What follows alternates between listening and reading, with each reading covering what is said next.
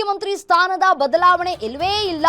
CM Siddaramaiah safe ಅಂತ ಹೇಳಿ ಆಪ್ತ ಸಚಿವರೊಬ್ಬರು ಹೇಳಿಕೆಯನ್ನ ಕೊಟ್ಟಿದ್ದಾರೆ.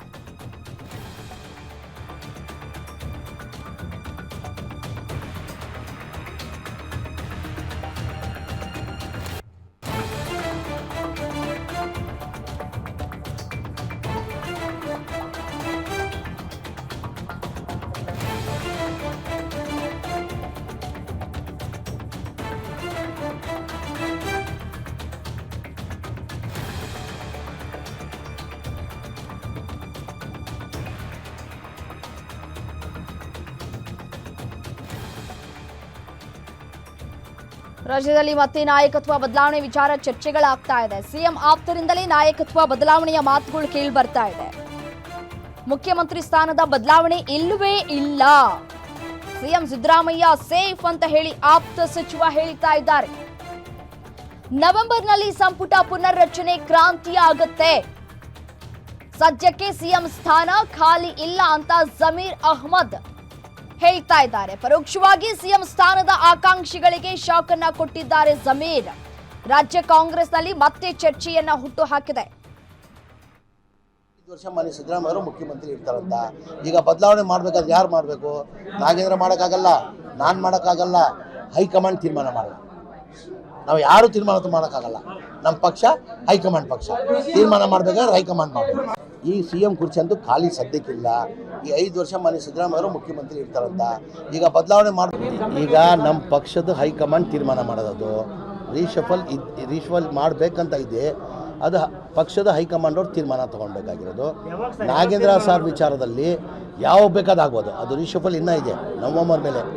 ನಾಗೇಂದ್ರ ಸಾಹೇಬ್ರದ್ದು ನಮ್ಮ ಮೋಸ್ಟ್ ಪ್ರಾಬ್ಲಿ ವಾರ 10 ದಿನದಲ್ಲಿ ತೀರ್ಮಾನ ಆಗ್ಬೋದು. ಸಚಿವರಾಗ್ತಂದು ನಾನು ಭರವಸೆ ಇಲ್ಲ. ಮುಂಚೆನೇ CM ಹೇಳಿದ್ದಾರೆ ನವೆಂಬರ್ ಮೇಲೇ ಮಾಡ್ತೀವಿ ಅಂತ ಮಾನ್ಯ ಮುಖ್ಯಮಂತ್ರಿಗಳು ಹೇಳಿದ್ದಾರೆ. ಈಗ ಇದೆಲ್ಲ ಮಾಡಬೇಕಾದ್ರೆ ಯಾರು ತೀರ್ಮಾನ ತೊಗೊಳ್ಬೇಕು? ಈಗ ನಮ್ಮ ಪಕ್ಷದ ಹೈಕಮಾಂಡ್ ತೀರ್ಮಾನ ಮಾಡೋದು. ರೀಶಫಲ್ ಸಿಎಂ ಬದಲಾವಣೆ ಇಲ್ಲ ಎಂಬ ಜಮೀರ್ ಹೇಳಿಕೆ ವಿಚಾರಕ್ಕೆ ಸಂಬಂಧಪಟ್ಟಂತೆ ನಾಯಕತ್ವ ಬದಲಾವಣೆ ಬಗ್ಗೆ ಹೈಕಮಾಂಡ್ ಏನೂ ಹೇಳಿಲ್ಲ. ಈ ಬಗ್ಗೆ ಸಿಎಂ ಆಗಲಿ ಅಧ್ಯಕ್ಷರಾಗಲಿ ಮಾತಾಡಿಲ್ಲ.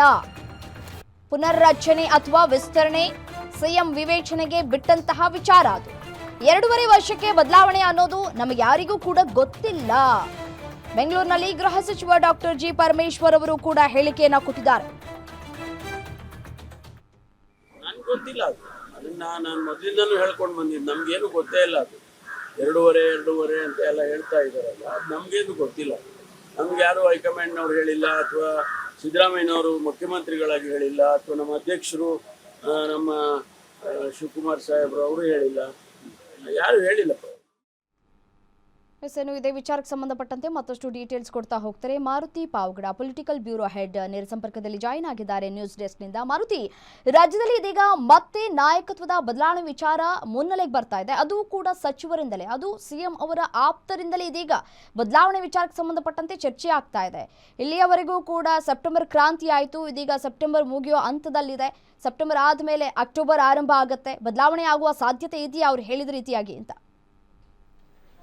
ರಮ್ಯಾ, ಕಳೆದ 1 ತಿಂಗಳಿಂದಲೂ ಕೂಡ ರಾಜ್ಯದಲ್ಲಿ ನಾಯಕತ್ವದ ಬಗ್ಗೆ ಬಹಿರಂಗ ಹೇಳಿಕೆಗಳು ಯಾರು ಕೂಡ ಕೊಟ್ಟಿರಲಿಲ್ಲ. ಯಾಕಂತೇಳಿದ್ರೆ ಅದಕ್ಕೂ ಮೊದಲು 2 ಬಣದಿಂದಲೂ ದೊಡ್ಡ ಮಟ್ಟದಲ್ಲಿ ಚರ್ಚೆ ಆಗಿತ್ತು.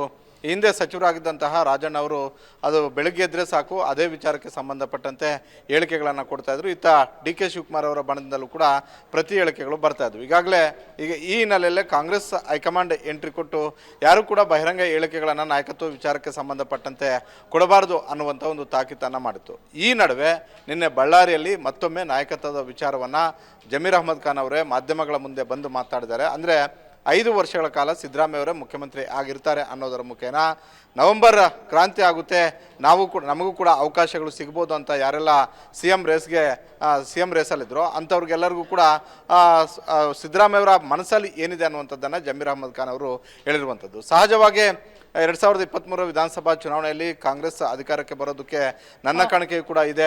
ನವೆಂಬರ್ ಬಳಿಕ ನನಗೆ ಅವಕಾಶವನ್ನು ಮಾಡಿಕೊಡ್ಬೇಕು ಅನ್ನುವಂಥ ಒಂದು ಒತ್ತಾಯ, ಆ ರೀತಿಯಾದಂಥ ಒಂದು ಲಾಬಿ DK ಶಿವಕುಮಾರ್ ಅವರು ಮಾಡ್ತಾ ಇದ್ದಾರೆ. ಹೀಗಾಗಿ ಅವ್ರ ಬಣದಲ್ಲಿ ನವೆಂಬರ್ ಬಳಿಕ ಬಹುದೊಡ್ಡದಾದಂಥ ಒಂದು ಬದಲಾವಣೆ ಆಗುತ್ತೆ, DK ಶಿವಕುಮಾರ್ ಅವರು ಮುಖ್ಯಮಂತ್ರಿ ಆಗ್ತಾರೆ ಅನ್ನುವಂಥ ಒಂದು ಚರ್ಚೆ ಇದ್ದೇ ಇದೆ. ಈ ನಡುವೆ ಮತ್ತೆ ಸಿದ್ದರಾಮಯ್ಯ ಅವರ ಆಪ್ತರಾದಂತಹ ಜಮೀರ್ ಅಹ್ಮದ್ ಖಾನ್ ಅವರು ಕೊಟ್ಟಿರುವಂಥ ಈ ಹೇಳಿಕೆ ಬಹಳಷ್ಟು ರಾಜ್ಯ ರಾಜಕಾರಣದಲ್ಲಿ ಸಂಚಲನವನ್ನು ಸೃಷ್ಟಿ ಮಾಡಿರುವಂಥದ್ದು. ಕಾಂಗ್ರೆಸ್ ಪಕ್ಷದಲ್ಲೇ ಈ ಹೇಳಿಕೆ ಬಗ್ಗೆ ಹೆಚ್ಚು ಚರ್ಚೆ ಆಗ್ತಾ ಇದೆ. ರಮ್ಯಾ. ರೈಟ್, ಥ್ಯಾಂಕ್ ಯು ತಮ್ಮ ಮಾಹಿತಿಗಾಗಿ.